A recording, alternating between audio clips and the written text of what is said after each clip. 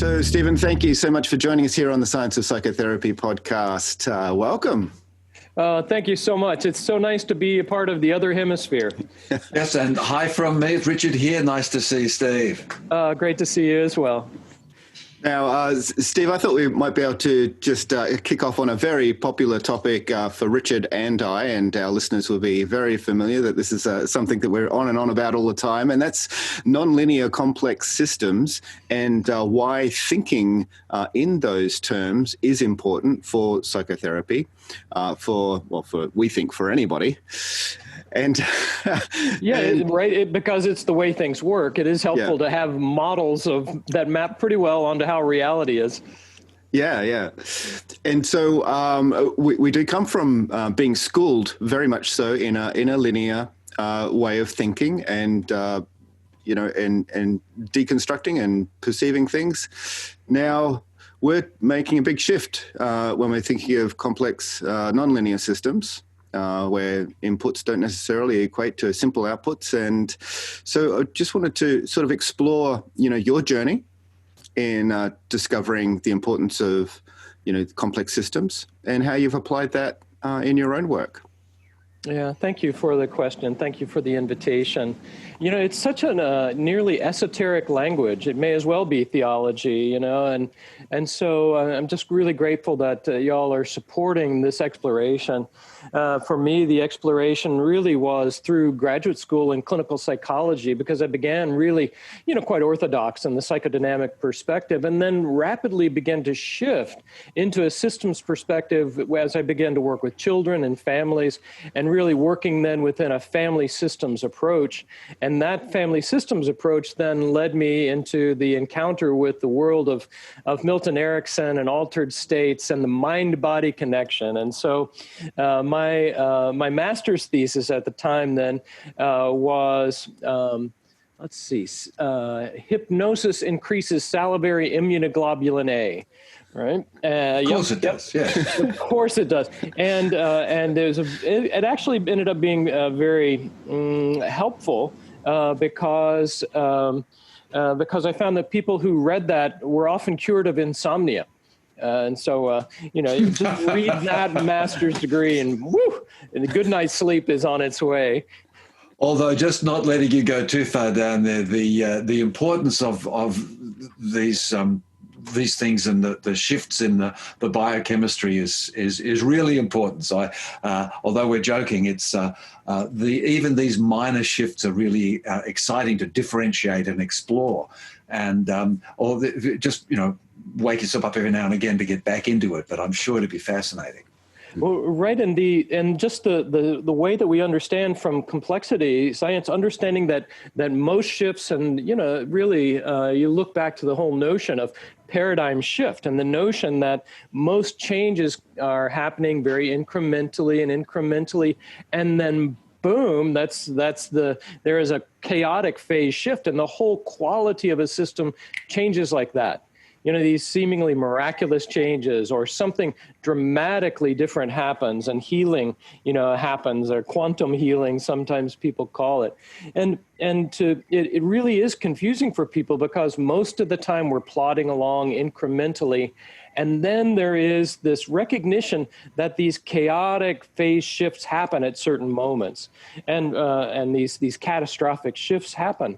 And it's available in the language. We say the straw that broke the camel's back. It's popularly aware, but then to be able to map that into complexity motifs helps refine our sense of change. We're sitting in with a client and change, we're plodding along. It seems like 2 steps forward, 2 steps back, 2 steps forward. And then something gets traction and then everything changes. And so to be able to have some sense of mapping and even predictive ability around when and how those changes happened can be, I think, really a powerful tool. So I begin to understand and work with people from that standpoint of complexity as I began to study more the work of Milton Erickson. And in that master's thesis also, I consulted with Ernest Rossi, who was just so generous with his time, and then really pointing. I mean, he was so ahead of his time, and really looking at ultradian rhythms, circadian rhythms, biological rhythms, and the nature of biological synchrony really is what we began to look at. And organic intelligence is really founded in that understanding of how we are an organism precisely because our systems are organizing. And you think of respiratory sinus arrhythmia, right? The way that we breathe in, heart rate goes up, breathe out, heart rate goes down, these baroreceptors in the chest providing this feedback. And the systems perspective, I think, is so key, even if we don't get to complexity and the various, phases of understanding phase transition and critical periods and so on. Just understanding that there is a vast and whirring interaction that is our biology, I think, is appropriately humbling. We wouldn't think to, in the midst of a concert or a symphony, walking up to the conductor and go, "Hey, look, give me a turn with a stick. Let me do the conducting a little bit, but we have no compunction about futzing around with our neurobiology. It's like, well, let's open up the hood on the Ferrari and let's tinker around a little bit. And never worked on one before. Let's see what happens if you pull this out. That'll probably help. I'd just like to grab you and slow us down and reverse us a little bit, because there are a few things that popped in there, and one particularly is this term that you've utilized, this organic intelligence. Which is lovely. And in the context of complex systems, now I'm sure that when I ask you the question, you'll go off in a different direction to what people are expecting. And of course, well, of course, my connection with Ernest Rossi is we're a little bit like pinky finger connected. And we just describe it as, or utilize that same frame of thinking as naturalness. And that loss of naturalness. And one of the key things I put in the very beginning of my book was that people come in and say, I'm not okay, in 50 different ways, 500 different ways. Then we do some stuff with them and they say, I am okay. And so I pose in the book, what we never ask is the really important question is, how do they know? And this, I think, is what I'm getting from this sense of organic intelligence. It's not that an intelligence that controls things, but it's an intelligence that ... open-ended sentence. Leave it now to you, Steve. What is the framework behind that idea that you've utilized as a terminology for your work? Well, I think it really begs this question. We are healing in every way. We are processing, we are relating to the environment and into complex environments. And, our bones are healing and our digestion is happening. The pH is being balanced and our oxygen is being monitored, right? And there's a whole complex system that seems to work really well, except maybe in psychology. There is this sense like, oh, now we have to get in there and do something. Like the system doesn't know how to heal itself when it comes somehow to the emotional issues. And it begs the question, why? Why is that? And we really think it's primarily iatrogenic. That is, and a function in a way of let's go like in Rick Hanson's Buddha's Brain and others places, really pointing to the nature of the negativity bias. Just like you say, people come in and they say in 100 different ways, I'm not okay, and here's how I'm not okay, and here's my suffering, and I need you to empathize with my suffering because somehow that's going to magically do it, or I'm going to talk about my trauma, and then we're going to process the trauma, and what process means nobody really knows in terms of actual biological function. And so one of the things that I learned from Rossi's work early on was about state-specific or state-dependent memory and learning. Just landing right there and being able to track and see the myriad of states. And I'll compare these states to something like the weather of a locale, whereas personality might be the climate. And so when we're looking at something called organic intelligence, what we're supposing is that there is a healing, integrating, organizing impulse. And in fact, what I believe is that that integrating impulse is more primary than any other impulse that's there. And it rides on the impulse of replication, procreation, on natural selection. It is a primary driver in the biology, because healing and recurrence of health, well-being, and expansion of capacity, it has selective advantage. So the nature of our self-organizing system, I think, can be catalyzed. And if we can recognize where those self-organizing signals are coming from that individual, then what I get to do is utilize those, right? The utilization technique, or the utilization response of being with what is, means I am disproportionately preferencing my attention to those elements from the person that are more organizing, that are more stabilizing, that are more helpful. You know, the magic question of the strategic therapist, you know, like, what if everything was okay? What would it look like then? And that's beginning to look at something about how our system's going to be self-organizing. And then I break it down into like specific channels of experience that I call ISOMA. It's an acronym for image, sensation, orientation, which is connecting to the environment through the senses, meaning, and affect. So there's the attention that is inward, and then the attention that's outward. And what I suggest is, by practicing orientation as connecting to the exterior environment, you help the brain map the environment, and you're priming for what Porges calls this ventral vagal state. And that ventral vagal state is a more associated with some of your topics, like curiosity and engagement and interest. You know? Okay. And all these. So I just want to jump back to that lovely word that you used with familiarity, but we might expand a little bit, and that's the word catalyst. And you know, I've just been working on this stuff, writing about genetics for our book, and we talk about enzymes, which are catalysts all the time. Yep. And what nature does with a catalyst is it uses a catalyst to activate, promote, and encourage the process, but the catalyst doesn't do the process.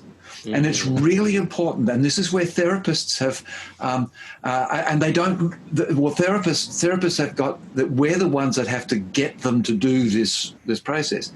No, it's quite the opposite, and it's exactly this facilitating, this generating something, and that beautiful acronym there you've used of the differentiated elements that you can utilize as a catalyst to shift your client out of the disruptive frame into a healing frame, because we've been doing it for quite a long time, I think, and without therapists. Yes, but we've trained therapists to in that medical model to. It's not you as a person, as a being, are catalytic in the dyad. It's more with your intellect that we're going to teach you in this university course. You are going to, in a very linear way, apply these principles and these techniques. Yes, correct the client's which is very different to nurturing a catalyst. Isn't it? And this sort of midwifery, you know, catalyst or synergism or alchemy, or, you know, these ideas that there is a natural process that's ready and waiting, a seed that's simply waiting for the right conditions. And that's really it, that we create the conditions in which the biology recognizes, this is the time and the place for its natural unfolding.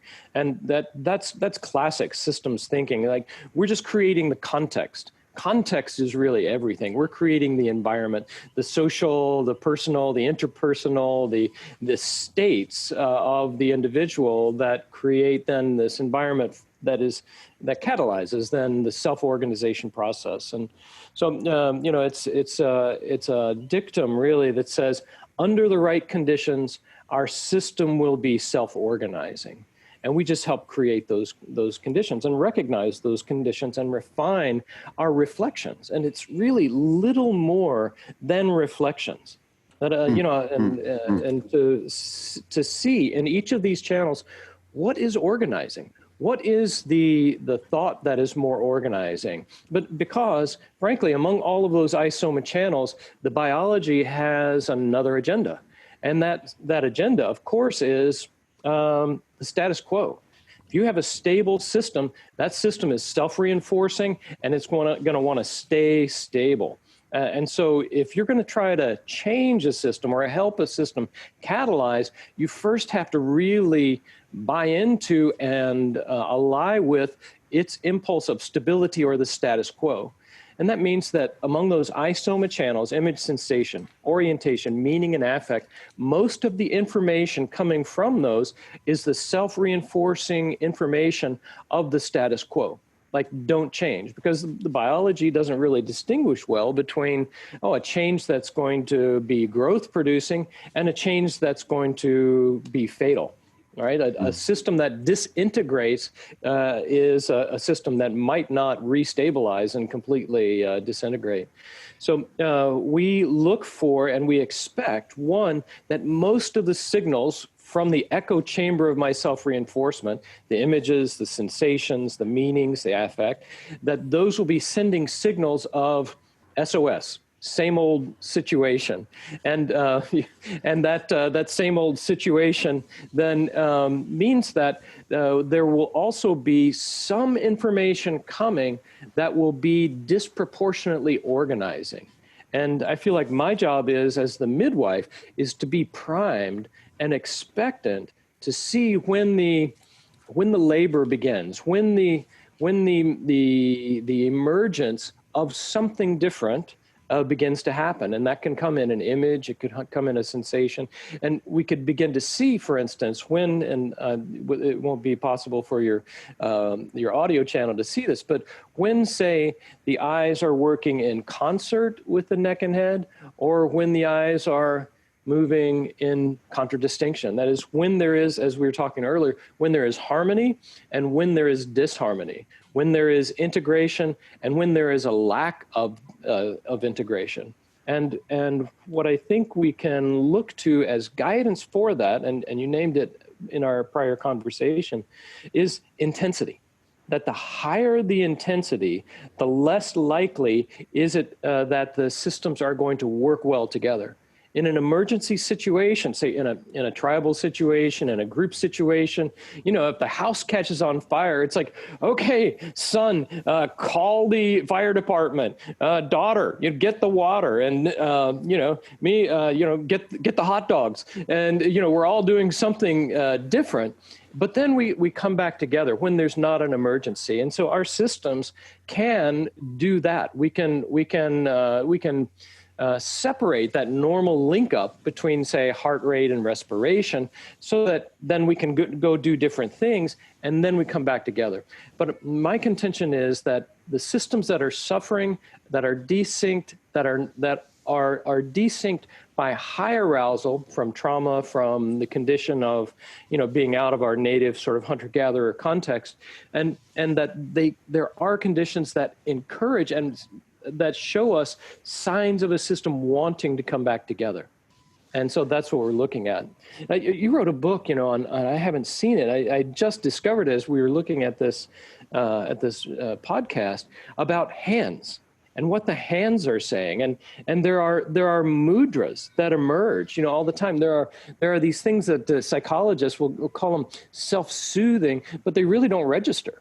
They're there. They are these, there are these gifts, that are reaching out to us, but unreceived. And so, and that's an example of a self-supporting, self-organizing signal that's coming through all the time, and in this case, coming through sensation. Right? And this aspect of discovering the magic things. Ernie Ross has been using the mirroring hands, but we've been doing that for a long time. Hands are a very useful tool. They're very useful for giving you a symbol of differentiation.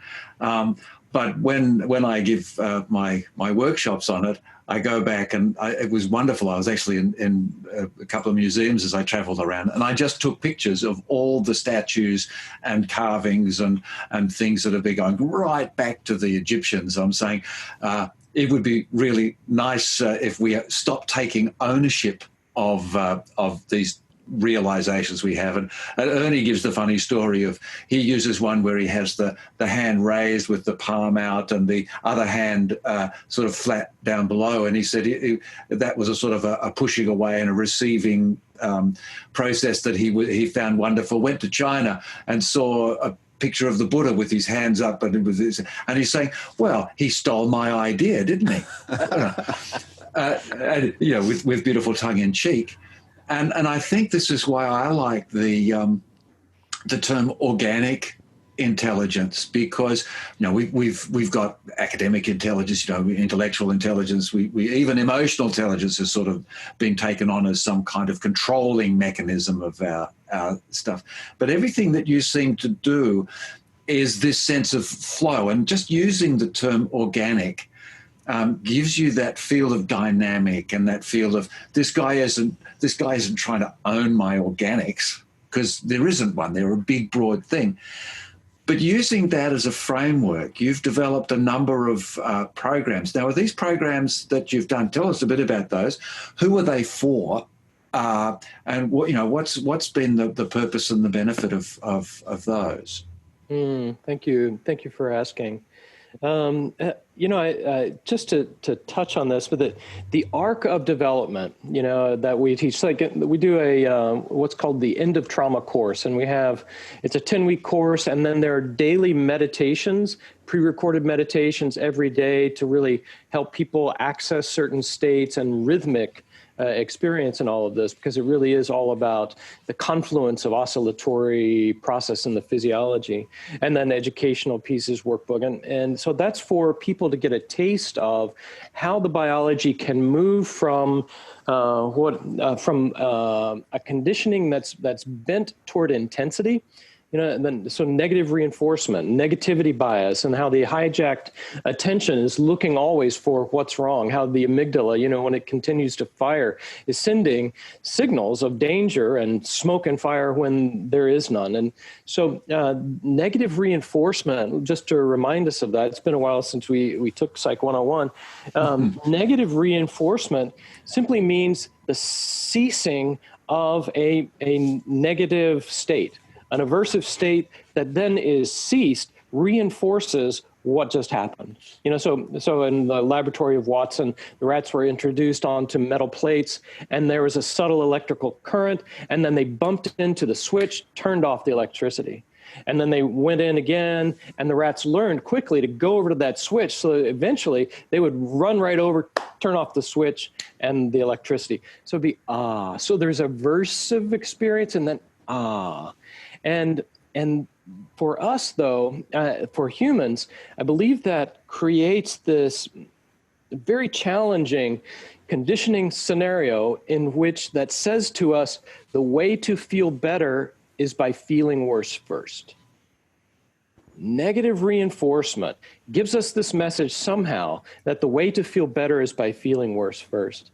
And so that's a bit of a challenge for those of us who, were trained therapeutically, because the first thing we ask people, mostly, maybe not in solution-oriented work, but what do you want to work on today? Or basically, what's your problem? And immediately, by state specificity, you are evoking averse states. And so in the arc of our development, we're helping people shift from that addiction to intensity, and negativity bias into a more completely positive reinforcement frame.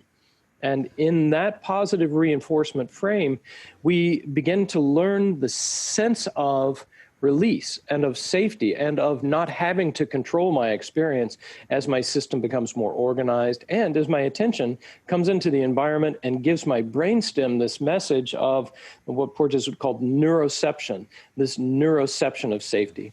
So when my brain is mapping the current environment and things are okay enough, no existential threat, I get a sense of safety, and I learn somehow that maybe I don't have to be busy all the time controlling my states, controlling my experience, and so on.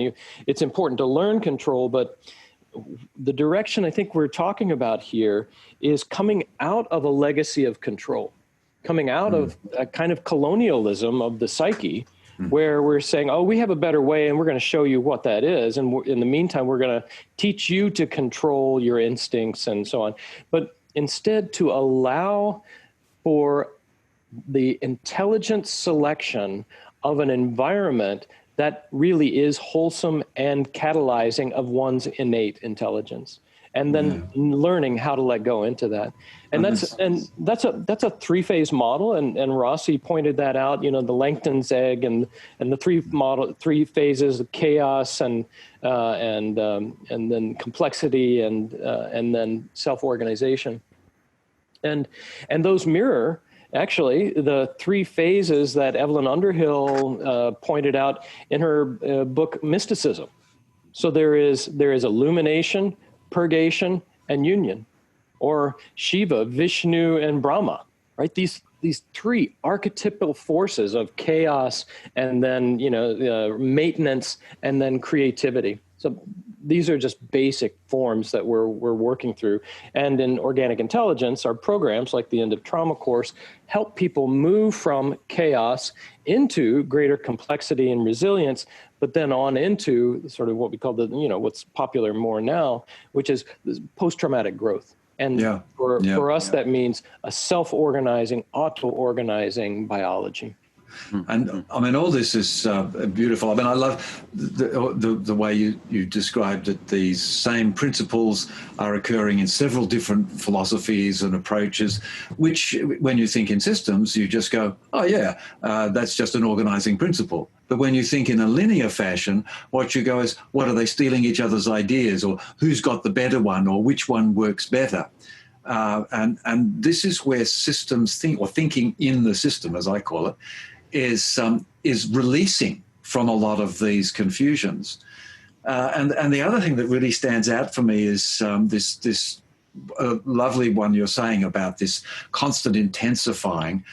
Putting it simplistically, might I suggest that this is something that we manifest sort of culturally as worry. I mean, worry is that thing that you can do when there's nothing to do. And then when it doesn't work out, you get this false relief, which is also what you're talking about. So it's kind of cut out the middleman. And we'll always have difficulties, and we always will manage them. I know you're not saying that you do these things and suddenly you're free of, I mean, we have difficulties 3 times a day when we suddenly feel hungry. We've got to get up and go and get some food. Yeah. But to just get in touch with these frameworks so that we waste less time with what the external expectations, is this the thing that we've done so badly? It's true. Or we also are pretty busy maintaining our threshold levels. I talk a lot about how we have this kind of set point, and in a way, the essence of organic intelligence is that we have a certain amount of intensity that the biology can process automatically. And that's window of tolerance, is something that we call the range of affect regulation. But what I'm suggesting is that this self-organizing process, when we have an intensity that rises to and only up to a kind of organic threshold, grows that window of tolerance and grows the capacity of how much the biology can process on its own, its bandwidth. Okay. How much intensity can the system process innately?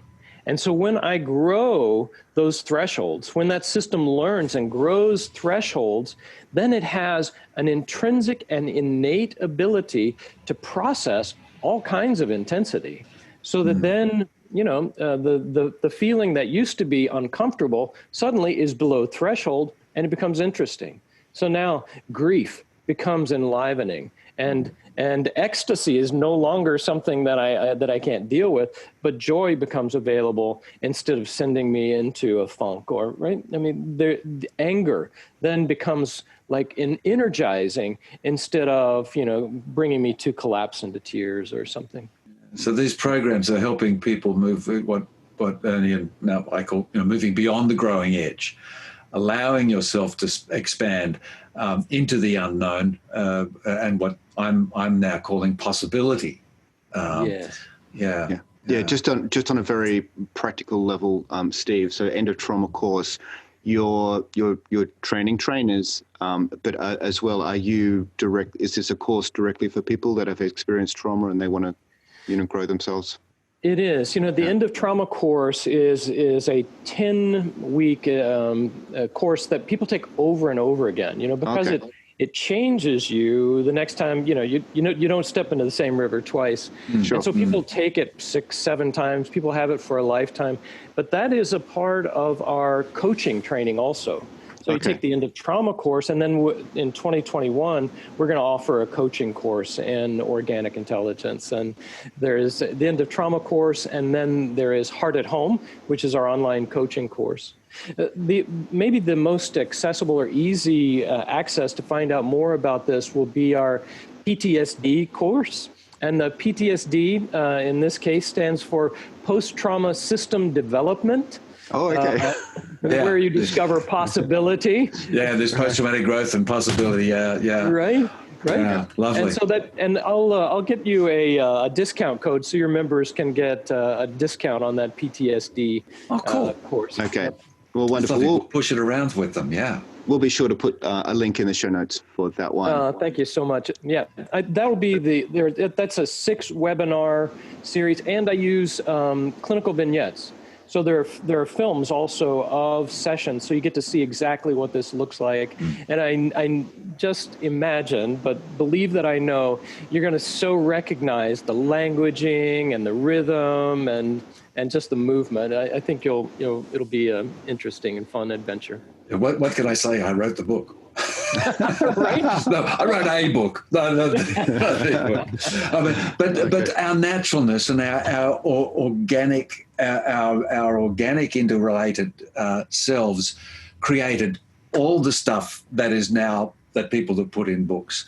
Nobody invented, arrhythmic patterns. We noticed them, and I love what you're talking about in the way in which you're utilizing and engaging people with them. But we're probably now at a time, we've had this wonderful thing where we notice that after about 30, 35 minutes, everybody sort of drops off. And we found that we asked them and they said, that's when my commute finishes or I finished my jog. So we're kind of at a point where we'd like to leave, although I know there's lots more to say. But is there just a round off, or have we rounded off nicely, or is there something you'd just like to leave as a parting awareness, knowing that people are going to be able to go to your website and so on and so forth? Yeah, I would just say that the practice I would institute, and this is a practice not of control but of allowance, and I think that's really key. And that is, and if we have 30 seconds to just practice this right now, if you're driving, obviously, don't do anything unsafe, yes. But or operating heavy machinery. Yeah. But that would be to take a moment and not do anything except let the eyes go where they want to go. Just let the eyes tour about your space and just let them see what they see, and stay in the seeing channel as much as you can. This is orientation, connecting to the environment, and just letting the eyes free to explore and see what they see.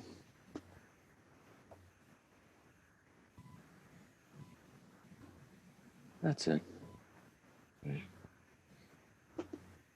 Yeah, just nice and easy like that.